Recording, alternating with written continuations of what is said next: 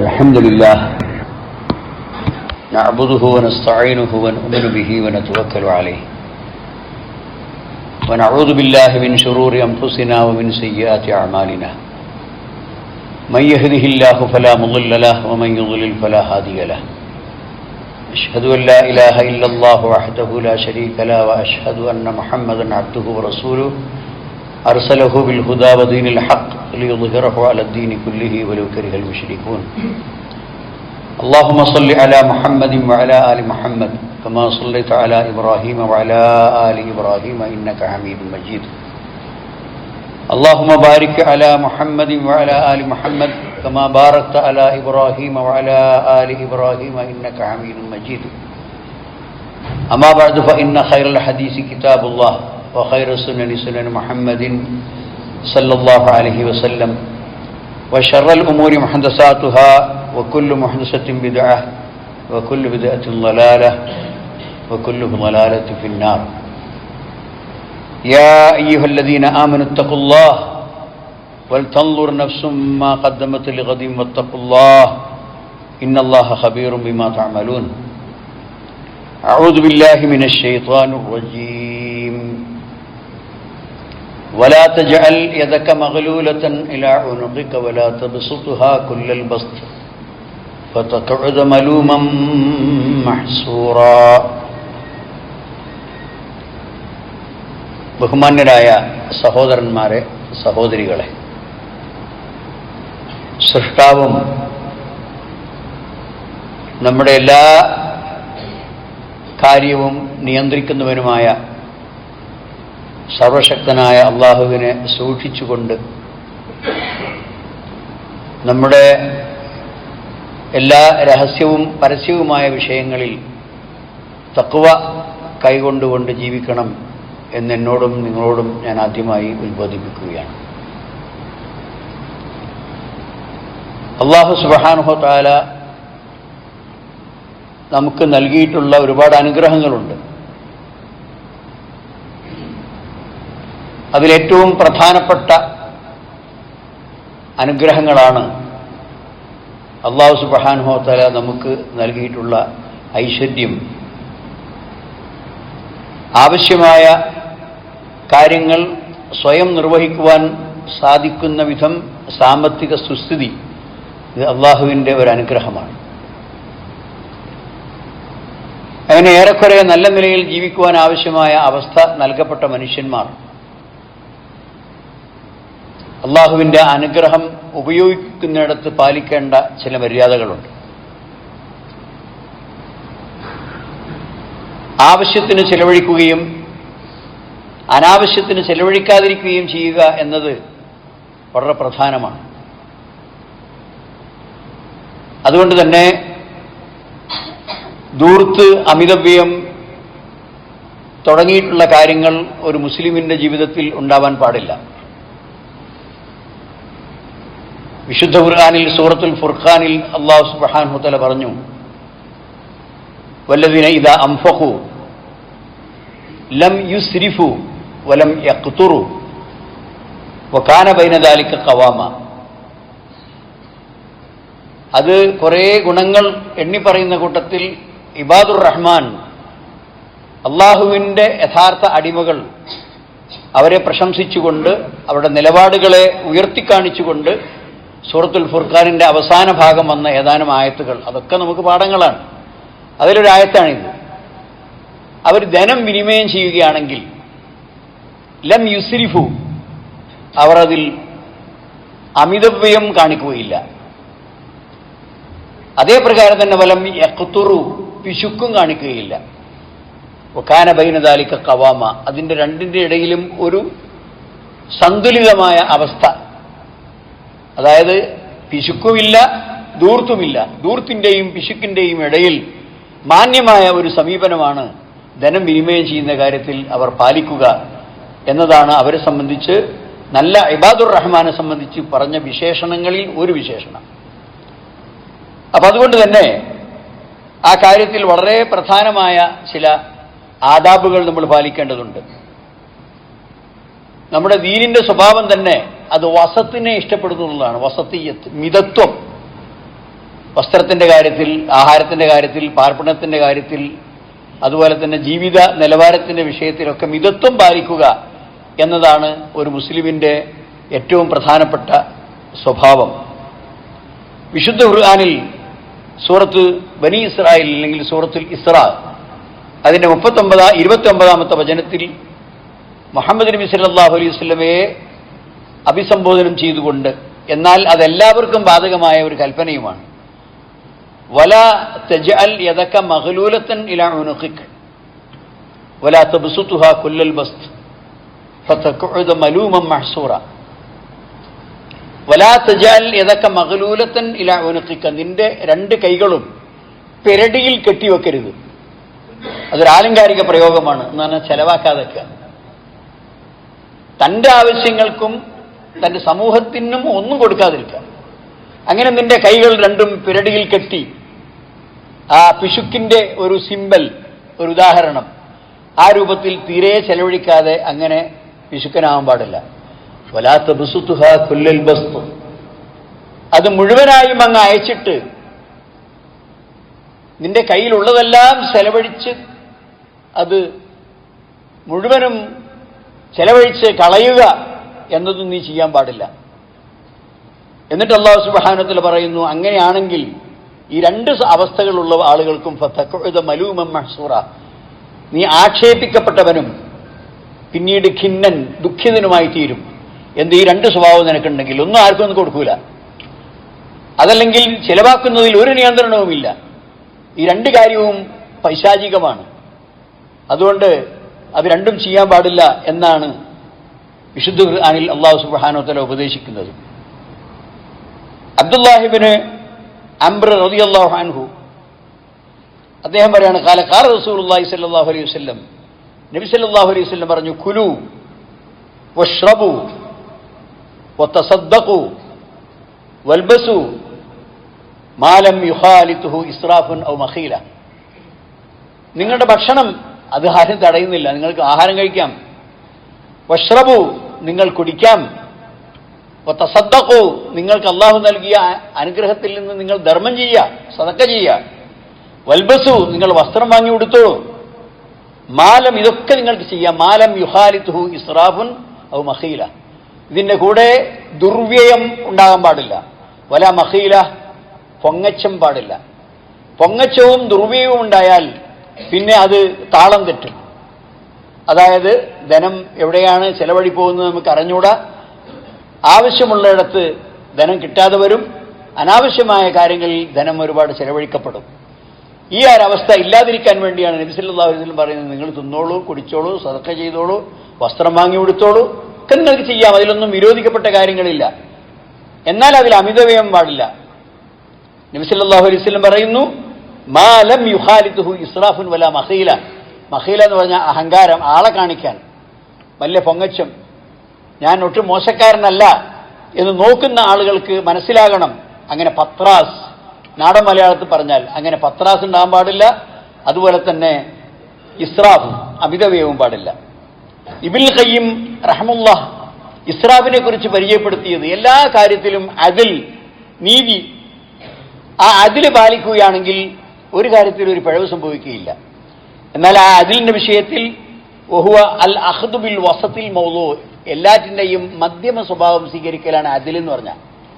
അതിനാണ് അതിൽ നീതി എന്ന് പറയുന്നത്. ബൈന തറഫയിൽ ഇഫ്രാത്തി വ തഫ്രീത്ത്, പിശുക്കിൻ്റെയും ദൂർത്തിൻ്റെയും ഇടക്കുള്ള ഒരു മധ്യമ നിലവാരം സ്വീകരിക്കലാണ് അതിൽ എന്ന് പറയുന്നത്. വഅലൈഹി ബിനാഉ മസാലിഹി ദുനിയ വൽ ആഖിറ, നിന്റെ ദുനിയാവിൻ്റെയും നാളെ മരണാന്തര ജീവിതത്തിൻ്റെയും മസ്ലഹത്തുകൾ മുഴുവനും സ്ഥാപിക്കപ്പെട്ടത് ഇതിൻ്റെ മേലാണ്. ഒരുപാട് സമൂഹങ്ങളെ ഈ രൂപത്തിലുള്ള ദൂർത്തും അഹങ്കാരങ്ങളും അനാവശ്യമായ പണം ദൂർത്തടിക്കലും നശിപ്പിച്ചിട്ടുണ്ട്. പൂർവിക നശിപ്പിക്കപ്പെട്ട സമുദായങ്ങളുടെ ചരിത്രങ്ങളൊക്കെ വിശുദ്ധ ഖുർആനിലും അതേപ്രകാരം തന്നെ പ്രവാചക വചനങ്ങളിലൊക്കെ വന്നിട്ടുണ്ട്.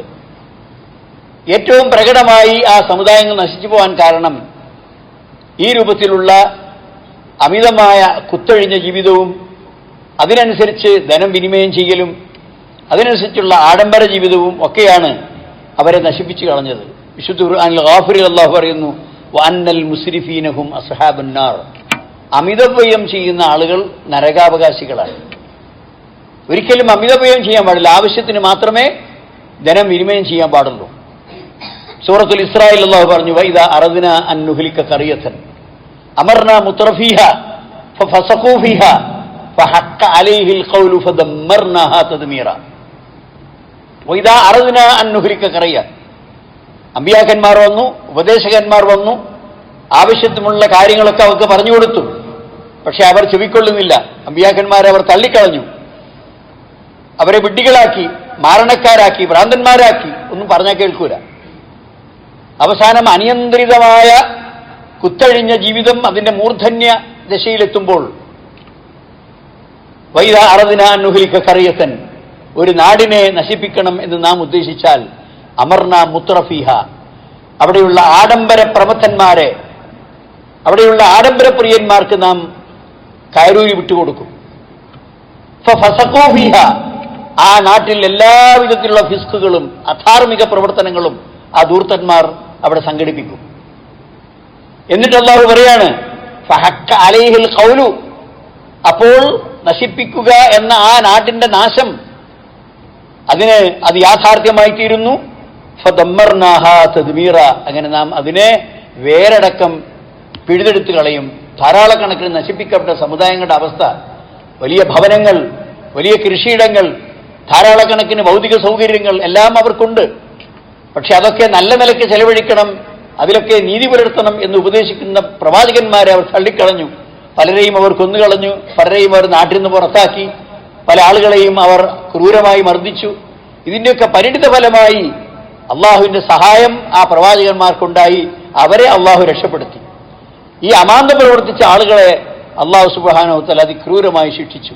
അതിന് കാരണം അവരുടെ ഇസ്രാഫാണ്, എല്ലാ കാര്യങ്ങളിലുമുള്ള അവരുടെ പരിധി വിട്ട പ്രവർത്തനങ്ങളാണ് എന്ന് ഖുർആൻ പ്രത്യേകം എടുത്തു പറയുന്നു. അതുകൊണ്ട് തന്നെ പല രൂപത്തിലുള്ള ദുർവ്യയങ്ങൾ ഇന്ന് സമൂഹത്തിലുണ്ട്. പ്രധാനമായും നമ്മുടെ സമുദായത്തിൽ തന്നെ നമുക്ക് കാണാൻ കഴിയും. പ്രത്യേകിച്ച് വിവാഹ സദസ്സുകൾ, അവിടെ ദൂർത്ത് കടന്നു വരികയാണ്. ഒരു മിതമായ ആഹാരം കുഴപ്പമില്ല, ഒരു മിതമായ സൗകര്യങ്ങൾ കുഴപ്പമില്ല. എന്നാൽ അതേസമയം പല വിവാഹ വലീമകളും സദ്യകളും ആവശ്യത്തിൽ കൂടുതലാണ്. അവസാനം അത് കഴിക്കാൻ ആളില്ലാതെ ഇനി വേറെ ആരെങ്കിലും ഉപയോഗിക്കുന്ന പാവപ്പെട്ട ആളുകൾക്ക് എത്തിച്ചു കൊടുക്കുകയോ വിതരണം ചെയ്യുകയൊക്കെ ചെയ്യുകയാണെങ്കിൽ ഖൈറ്, നല്ലത് തന്നെ. ബാക്കി വരുന്ന ആഹാരം കളയാതെ ആവശ്യക്കാരായ ആളുകൾക്ക് അത് വിതരണം ചെയ്യാൻ കുഴപ്പമില്ല. പക്ഷെ പലപ്പോഴെങ്കിലും അത്തരം ഭക്ഷണം വാങ്ങാൻ ആളില്ലാതെ ഏതെങ്കിലും നമ്മൾ സാധാരണഗതിയിൽ അനാവശ്യമായ വസ്തുക്കൾ ഉപേക്ഷിക്കുന്ന സബാലകളിൽ, അതുപോലെ തന്നെ വൃത്തികെട്ട സ്ഥലങ്ങളിൽ കൊണ്ടുപോയി തള്ളലാണ്. അങ്ങനെയുള്ള പല രംഗങ്ങളും, ദുഃഖകരമായ രംഗങ്ങളും ഒരുപക്ഷേ പലപ്പോഴും നിങ്ങൾ സാക്ഷ്യം വഹിച്ചിരിക്കും. അതുകൊണ്ട് ആവശ്യത്തിനുണ്ടാക്കണം, കൃത്യമായി ഒന്നായിട്ട് എല്ലാവർക്കും ക്ഷണം.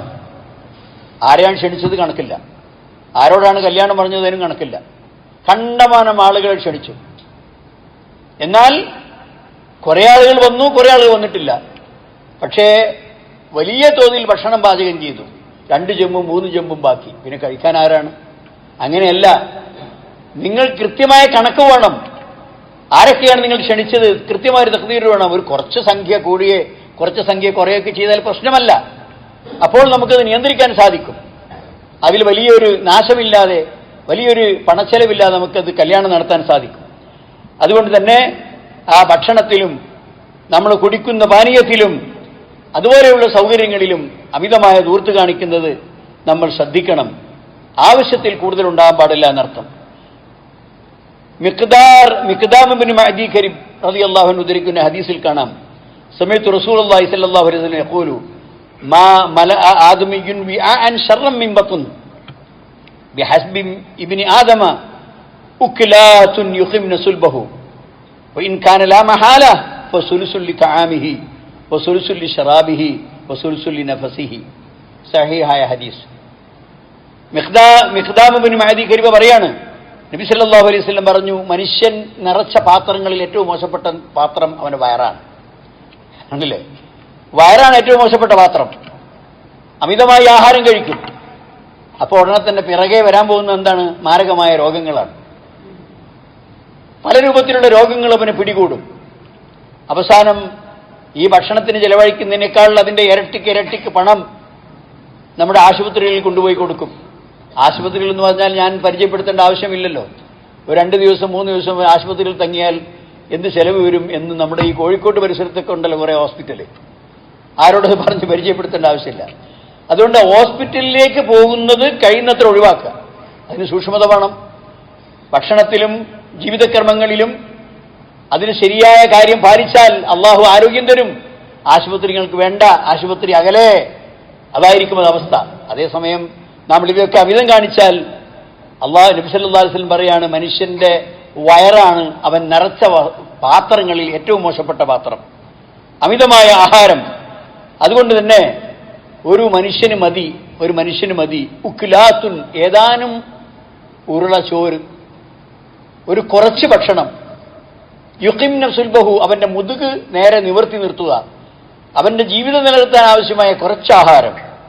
വൈൻകാന ലാ മഹാല, ഇനി അവന് തിന്നേ മതിയാവൂ എങ്കിൽ നബി സല്ലല്ലാഹു അലൈഹി വസല്ലം അതിന് ചില വിഭജനം കൊടുക്കുന്നുണ്ട്, ഒരു അതിർത്തി വരുമ്പോൾ വെക്കുന്നുണ്ട്. സുലുസുല്ലി തആമിഹി, അവന്റെ പള്ളയുടെ 1/3 ഭാഗം ആഹാരം. ഓ സുലുസുല്ലി ശറാബിഹി, 1/3 ഭാഗം വെള്ളം. ഓ സുലുസുല്ലി നഫ്സിഹി, 1/3 ഭാഗം അവന്റെ ശ്വാസത്തിന് വിട്ടുകൊടുക്കണം. അപ്പം 1/3 ഭാഗം ആഹാരം കഴിക്കുക, 1/3 ഭാഗം വെള്ളത്തിന് മാറ്റി നിർത്തുക, 1/3 ഭാഗം ശ്വാസത്തിന് വേണ്ടി അവൻ നിർത്തണം. അപ്പൊ സഹോദരന്മാരെ, ഇത് വളരെ പ്രധാനപ്പെട്ട മറ്റൊന്നാണ്. അതുപോലെ തന്നെ വസ്ത്രങ്ങൾ, മലാബിസ്, അതിലാണ് വലിയ ധൂർത്ത് സംഭവിക്കുന്നത്. മനുഷ്യന് ആവശ്യത്തിന് ധരിക്കാൻ ആ വസ്ത്രമുണ്ട്, മെച്ചപ്പെട്ട വസ്ത്രം ഇഷ്ടം പോലെയുണ്ട്. എന്നാൽ തന്നെയും നമ്മൾ അനാവശ്യമായ വസ്ത്രങ്ങൾ വാങ്ങിക്കൂട്ടുന്നു. എന്നിട്ട് പലപ്പോഴും പല വസ്ത്രങ്ങളും ഒറ്റത്തവണ അന്നേ ഇടുള്ളൂ, ഒറ്റ ദിവസത്തെ കാര്യത്തിന് മാത്രമേ ഉള്ളൂ. പിന്നെ കഴിഞ്ഞാൽ അത് ഊരി വെച്ചു, പിന്നെ തക്കാരത്തിന് വേറെ വാങ്ങണം. അതുപോലെ തന്നെ വേറെ എങ്ങോട്ടെങ്കിലും യാത്ര പോവുകയാണെങ്കിൽ അതിന് വേറെ വാങ്ങണം. സഹോദരന്മാരെ, മലാബിസിന്റെ കാര്യത്തിൽ പ്രത്യേകം ഈ ധൂർത്ത് നമ്മൾ ശ്രദ്ധിക്കേണ്ട കാര്യമാണ്. അതുകൊണ്ട് തന്നെ ഈ രൂപത്തിൽ യാതൊരു പ്രയോജനവുമില്ലാത്ത വിഷയത്തിൽ പണം ചെലവഴിക്കുകയും അത് മുഖേന മനുഷ്യൻ കടക്കാരനാവുക, ഇതെന്താ പറഞ്ഞാൽ എന്താണ്, പലപ്പോഴും ഇത്തരം ധനം ചെലവഴിക്കുന്ന ആളുകൾ അവരുടെ സ്വന്തം കയ്യിൽ പണമില്ലെങ്കിൽ അവൻ ചോദിച്ചാൽ കിട്ടുന്ന ആൾക്കാരോടൊക്കെ കടവാങ്ങും. അങ്ങനെ ഇതങ്ങ് പത്രാസായി കഴിയും.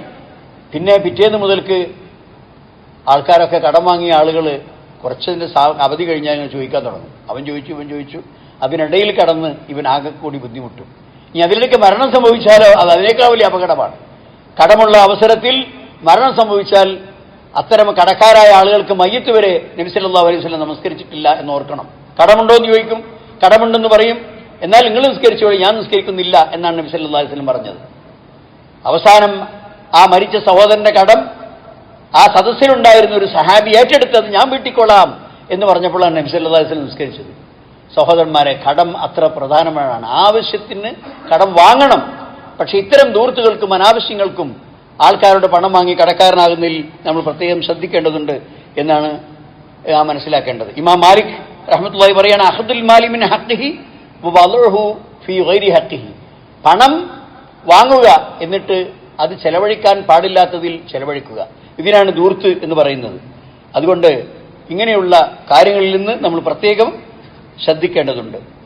അതുപോലെ തന്നെ നമ്മുടെ അല്ലാഹു സുബ്ഹാനഹു വ തആല അനുഗ്രഹമായി നൽകിയിട്ടുള്ള ഒരുപാട് കാര്യങ്ങളിൽ ഇസ്രാഫും തബ്ദീറും നാം പ്രത്യേകം ശ്രദ്ധിക്കുകയും അല്ലാഹു സുബ്ഹാനഹു വ തആലയുടെ കോപം വരാവുന്ന വലിയ വഴിയാണ് ഈ ധൂർത്ത് എന്ന് നമ്മൾ മനസ്സിലാക്കണം. ആ കോപത്തിൽ നിന്ന് രക്ഷപ്പെട്ട് യഥാർത്ഥമായ ജീവിതത്തിൽ തഖ്വ പാലിച്ചുകൊണ്ട് ജീവിക്കണമെന്നും അല്ലാഹു സുബ്ഹാനഹു വ തആലയുടെ പേരിൽ ഞാൻ പ്രത്യേകം നിങ്ങളെ ഉണർത്തുകയാണ്.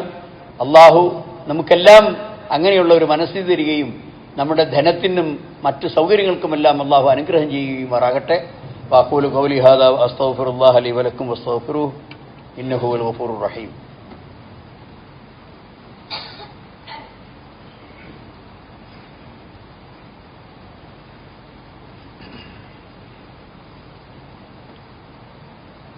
അൽഹംദുലില്ലാഹ് അല്ലദീ ഹദാനാ ലിഹാദാ വമാ കുന്നാ ലിനഹ്തദിയ ലൗലാ അൻ ഹദാനല്ലാഹ്.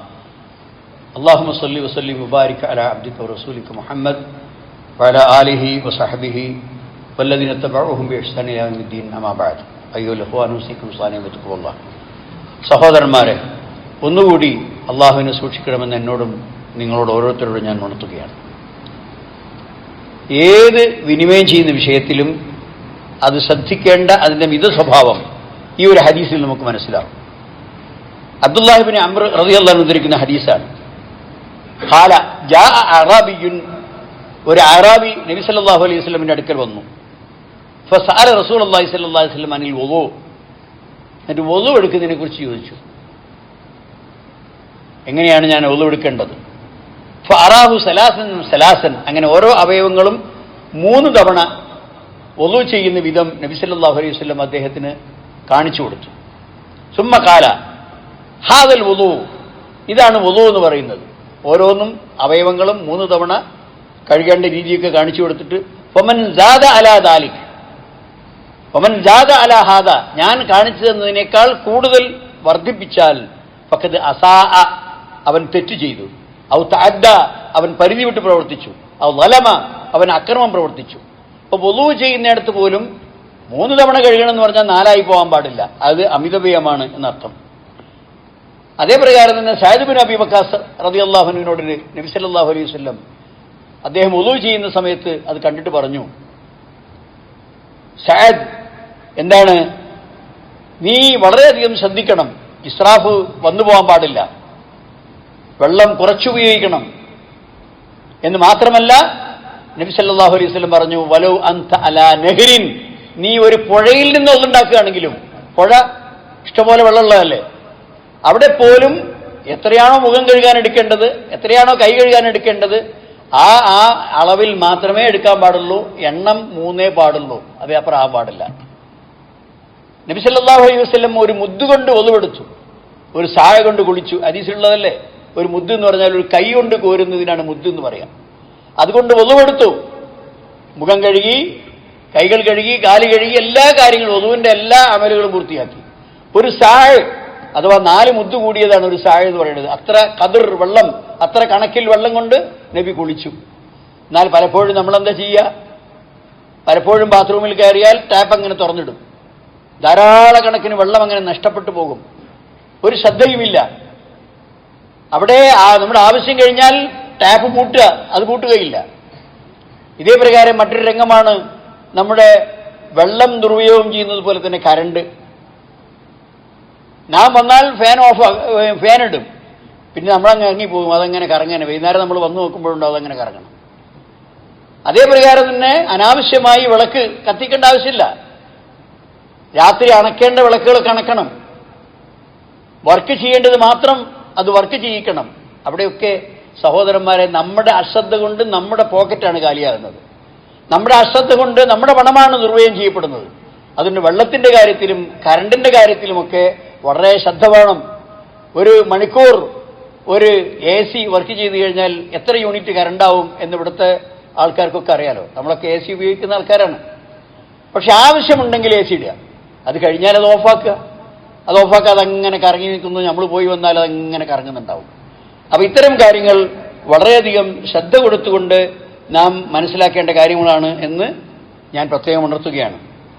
കാരണം കറണ്ട് എന്ന് പറഞ്ഞാൽ അള്ളാഹു നൽകിയ, നമുക്ക് വെളിച്ചത്തിന് വേണ്ടി നൽകിയ ഒരു വലിയ അനുഗ്രഹമാണ്. അതേ പ്രകാരം തന്നെ വെള്ളം ഒരു അനുഗ്രഹമാണ്. അതുപോലെയുള്ള സൗകര്യങ്ങളൊക്കെ അള്ളാഹു ഇഷ്ടപ്പെടുന്ന വിധത്തിൽ നാം വിനിമയം ചെയ്താലേ അള്ളാഹിന് തൃപ്തി ഉണ്ടാവുള്ളൂ. വല്ലദീന ഇദാ അൻഫഖൂ ലം യുസ്രിഫൂ വലം യഖ്തുറൂ വകാന ബൈന ദാലിക ഖവാമ. സൂറത്തുൽ ഫുർഖാൻ പറഞ്ഞല്ലോ, അവർ ചെലവഴിക്കുകയാണെങ്കിൽ ഒരിക്കലും അവർ അതിൽ അമിതവ്യയം കാണിക്കുകയില്ല, വലം യഖ്തുറൂ, പിശുക്കും കാണിക്കില്ല. അതിൻ്റെ രണ്ടിൻ്റെയും ഇടക്ക് തുല്യമായ ഒരു നിലവാരമാണ് അവർ അതിൽ കാത്തു സൂക്ഷിക്കുക. ആ രൂപത്തിൽ നമ്മുടെ ധനം ചെലവഴിക്കുന്നതിലും അത് കൈകാര്യം ചെയ്യുന്നതിലും അത് സമ്പാദിക്കുന്നതിലും, കാരണം മരണാനന്തര ജീവിതത്തിലെത്തിയാൽ നമ്മൾ നേരിടുന്ന ചോദ്യത്തിൽ ഒരു ചോദ്യം എന്താണ്? ധനത്തെക്കുറിച്ചാണ്. മിൻ ഐന ഇക്തസബഹു വഫീമ അൻഫഖഹു. അവന്റെ ധനത്തെക്കുറിച്ചാണ്. അൻ മാലിഹി, അവന്റെ ധനത്തെക്കുറിച്ചാണ്. മിൻ ഐന ഇക്തസബഹു, എവിടുന്നാണ് കിട്ടിയത്? അതിനൊരു വഴി ഉണ്ടാവുമല്ലോ, ആ ധനം സമ്പാദിച്ചതിൻ്റെ ഒരു രീതിയും വഴി ഉണ്ടാവുമല്ലോ. വഫീമ അൻഫഖഹു, ഏതിലാണത് ചെലവാക്കിയത്? അപ്പൊ ഇത് രണ്ടും സഹോദരന്മാരെ നമുക്ക് മറുപടി പറയേണ്ട കാര്യമാണ്. ശരിക്ക് സൂക്ഷിക്കുക, അള്ളാഹുവിനെ സൂക്ഷിച്ച് ജീവിക്കുക. അവൻ്റെ ഇഷ്ടപ്പെട്ട ദാസന്മാരുടെ കൂട്ടത്തിൽ അള്ളാഹു നമ്മളെ ഉൾപ്പെടുത്തുമാറാകട്ടെ. ധനം വിനിമയം ചെയ്തുകൊണ്ട് അള്ളാഹുവിൻ്റെ കോപം സമ്പാദിക്കുന്ന, തെറ്റ് പ്രവർത്തിക്കുന്ന ആളുകളിൽ നിന്ന് അള്ളാഹു നമ്മളെ രക്ഷപ്പെടുത്തുമാറാകട്ടെ. റബ്ബനാ തഖബ്ബൽ മിന്നാ ഇന്നക അൻതസ് സമീഉൽ അലീം വതുബ് അലൈനാ ഇന്നക അൻതത് തവ്വാബുർ റഹീം. റബ്ബനാ ഇഗ്ഫിർ ലനാ യാ ഗാഫിറൽ മുദ്നിബീൻ. റബ്ബനാ ഇസ്രിഫ് അന്നാ അദാബ ജഹന്നം ഇന്ന അദാബഹാ കാന ഗറാമാ ഇന്നഹാ സാഅത് മുസ്തഖറൻ വമുഖാമാ. ربنا هب لنا من ازواجنا وذرياتنا قرة اعين واجعلنا للمتقين اماما. اللهم اغفر للمؤمنين والمؤمنات والمسلمين والمسلمات والاحياء منهم والاموات انك مجيب الدعوات يا قاضي الحاجات. ربنا آتنا في الدنيا حسنة وفي الآخرة حسنة وقنا عذاب النار. وآخر دعوانا أن الحمد لله رب العالمين. اللهم صل وسلم وبارك على عبدك ورسولك محمد.